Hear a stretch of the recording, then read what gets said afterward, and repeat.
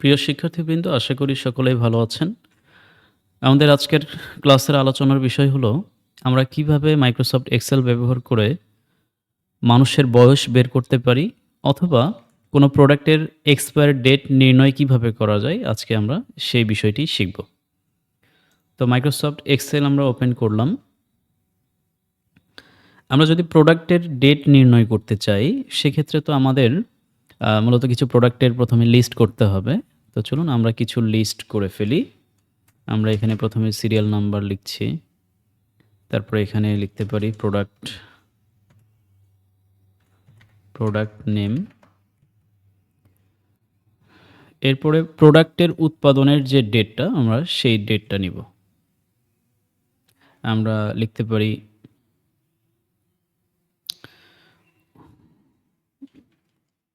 DOB লিখলাম, এটাকে মূলত ডেট অফ বার্থও বলা যায়।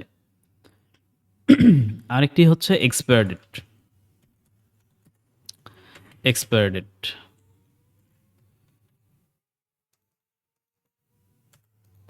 আচ্ছা, এখন এই ৩টা অপশন মূলত আমাদেরকে ফিল আপ করতে হবে, পূরণ করতে হবে, এবং বাকি যেই বিষয়গুলো রয়েছে সেগুলো আমরা মূলত সূত্র প্রয়োগ করার মাধ্যমে নির্ণয় করব। সো প্রথমত আমরা সিরিয়াল নাম্বারটা এখানে লিই ১, ২, এবং আমরা এখানে ৬টা প্রোডাক্টের লিস্ট নিব। আমি কিছু প্রোডাক্টের নাম লিখছি, ধরলাম এনার্জি বিস্কিট। এরপরে নিচে দিলাম হচ্ছে পটেটো চিপস। তারপরে নিচে দিতে পারি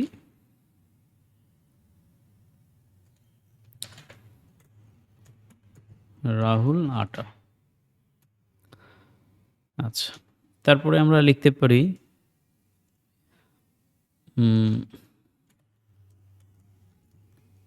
আমরা এখানে ম্যাঙ্গো জুস একটা প্রোডাক্ট নিতে পারি। আরও ২টা প্রোডাক্টের নাম নেওয়া যায়। এখানে আমরা কি লিখব, সয়াবিন লিখলাম। আসলে প্রোডাক্ট পৃথিবীতে হাজার হাজার আছে, কিন্তু লিখতে গেলে একটাও মাথায় আসে না। ঠিক আছে, আর একটাতে লিখলাম হচ্ছে সরিষা। সো এই প্রোডাক্টগুলোর উৎপাদন ডেট কবে, সেই উৎপাদন ডেটটা আমাদেরকে এখানে ডাটা এন্ট্রি করতে হবে।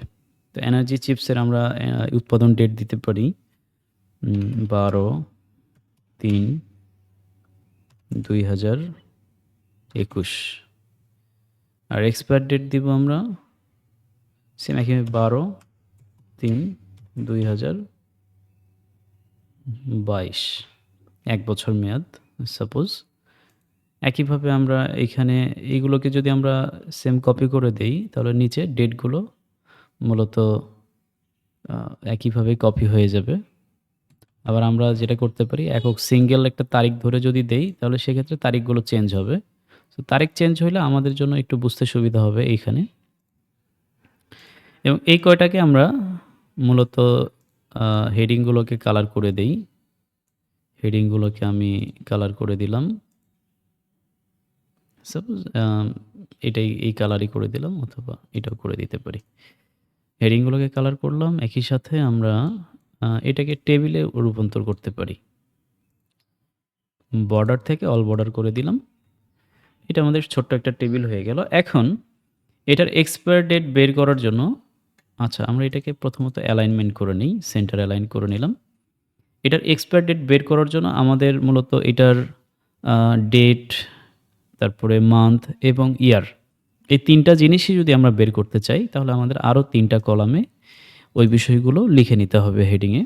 তো আমরা এখানে প্রথমে ইয়ার বের করব। আমাদের এক্সপায়ার মূলত যদি হয়ে যায়, সেক্ষেত্রে কতদিন এক্সপায়ার আর কি, এখানে এজটা ক্যালকুলেশন হবে যে আসলে এই তারিখ থেকে এই তারিখ পর্যন্ত এজটা আসলে বয়স কত হলো, অথবা এই যে এক্সপায়ার ডেটটা আমরা এখানে দিতে পারি প্রেজেন্ট ডেট। এক্সপায়ার ডেট আমরা বাদ দিয়ে দিলাম, এক্সপায়ার ডেট ধরলাম, মাঝখানে এটার এক্সপায়ার হয়ে গেছে। এক্সপায়ার হওয়ার পরে এটা মূলত এখন তার বয়সটা ক্যালকুলেট করে দিবে যে আসলে এটার বয়স এত হলো, নির্ণয় করা যাবে খুব সহজে। তো আমরা এই প্রেজেন্ট ডেটের পরে আমরা এখানে ইয়ার বের করব, ইয়ার বের করব, এরপরে মান্থ বের করব, এরপর আমরা ডে, দিনগুলো বের করব। তো এটাকেও আমরা একটা হেডিং কালার দিয়ে দেই। আমরা মূলত এখান থেকে আমরা সাপোজ গ্রিন কালার থেকে বের করব। আমরা এটাকেও একটা বর্ডার করে দিয়ে ঘরে রূপান্তর করি। আচ্ছা, ইয়ার বের করতে গেলে আমাদের যে ফর্মুলাটা প্রয়োগ করতে হবে, এটা খুবই সিম্পল একটা ফর্মুলা, আপনাদের সবারই নোট করে রাখা উচিত। ইয়ার বের করার জন্য আমাদের প্রথমত ইকুয়াল সাইন ইউজ করতে হবে, এরপরে DATED, ডেটেড ইফ নামের ফর্মুলা ইউজ করতে হবে। অনেক ক্ষেত্রে আমাদের যেই ওল্ড ভার্সনগুলো আছে, ডেটেড ইফ কাউন্ট করলে বা লিখলে পরে আমাদের যে এফেক্টসগুলো আছে, ফর্মুলাগুলো আছে, এগুলো অন হয় না বা শো করে না। তো শো না করলেও কোনো সমস্যা নাই। ডেটেড ইফ লেখার পরে আমরা ফার্স্ট ব্র্যাকেটের স্টার্ট যেটা আছে, শুরুটা আমরা ফার্স্ট ব্র্যাকেট স্টার্ট করে দিলাম। এরপরে আমাদের এই যে ডেট অফ বার্থ, এটা উৎপাদন ডেটটা কবে, এখানে প্রোডাকশন ডেটও আমরা লিখতে পারতাম। তো এই প্রোডাকশন ডেট বা ডেট অফ বার্থ যেটা, এই ডেটটা আমরা সিলেকশন করে দিব, অথবা আমরা লিখব F এবং 5 কলাম। লেখার পরে আমরা কমা দিব এবং প্রেজেন্ট যে ডেটটা আছে এই কলাম নাম্বারটা আমরা লিখব অথবা সিলেক্ট করে দেব মাউস দিয়ে। এটা হচ্ছে G5, আমরা এখানে G5 লিখি, তাহলে আমার প্রেজেন্ট ডেটটাও সিলেক্ট হলো। আবার কমা দিব। এবার আমাদের ডাবল কোটেশন ইউজ করতে হবে। আমি ডাবল কোটেশন দিলাম। ডাবল কোটেশনের পরে আমি এই যে ইয়ারের মধ্যে আমি কি বের করতে চাচ্ছি, ইয়ার যেই কলামটা আছে এখানে আমি বছর বের করতে যাচ্ছি, ইয়ার বের করতে চাই। এই কারণে আমাদের ইয়ারের যেই প্রথম ওয়ার্ডটা আছে ওয়াই, আমরা ওয়াই লিখব এবং আবার ডাবল কোটেশন দিব এবং ফার্স্ট ব্র্যাকেট ক্লোজ করে দিব। এখন যদি ইন্টারপ্রেস করি, আমাদের এটার 1 বছর বয়স বের হয়ে গেছে। আচ্ছা, সেম একই ব্যাপার মান্থের ক্ষেত্রেও আমাদের এই ফর্মুলা ইউজ হবে। এই কারণে আমরা এই যে এফএক্স, এখান থেকে আমরা এই ফর্মুলাটাকে কপি করে নিচ্ছি এবং এটা টিকমার্ক দিলাম। এই মান্থের ঘরে এখানে ডাবল ক্লিক করে আমরা এখানে ওই ফর্মুলাটা প্রয়োগ করে দিচ্ছি এবং এখানে অয়ের জায়গায় আমাদেরকে মূলত YM লিখতে হবে। আমরা যদি কত বছর কত মাস বয়স হচ্ছে এটা বের করতে চাই, তাহলে আমাদের প্রথমে ইয়ারের ওয়াই এবং মান্থের যে এম আছে এই YM ব্যবহার করতে হবে। আবার আমরা যদি শুধু মান্থ বের করতে চাই, যে বয়স বাদ শুধু মান্থ বের করতে চাই, তো আমরা শুধু এম ব্যবহার করে কত মাস হচ্ছে বয়স সেটা বের করতে পারি। তো আমি এম দিয়ে আপনাদেরকে বিষয়টি দেখাই। আমি এম ব্যবহার করলাম এবং এখানে টিক সাইন দিলাম। দেখেন এখানে 12 মাস দেখাচ্ছে।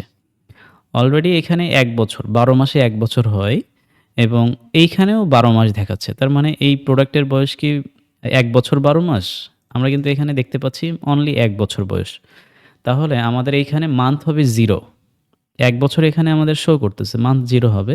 তো এই 1 বছরের ইয়ারের মধ্যে আমাদের যেহেতু মান্থ হয়, সো এক্ষেত্রে আমাদের এই এম এর আগে ওয়াইটা বসাইতে হবে। আমরা এন্টার করে দিব এবার।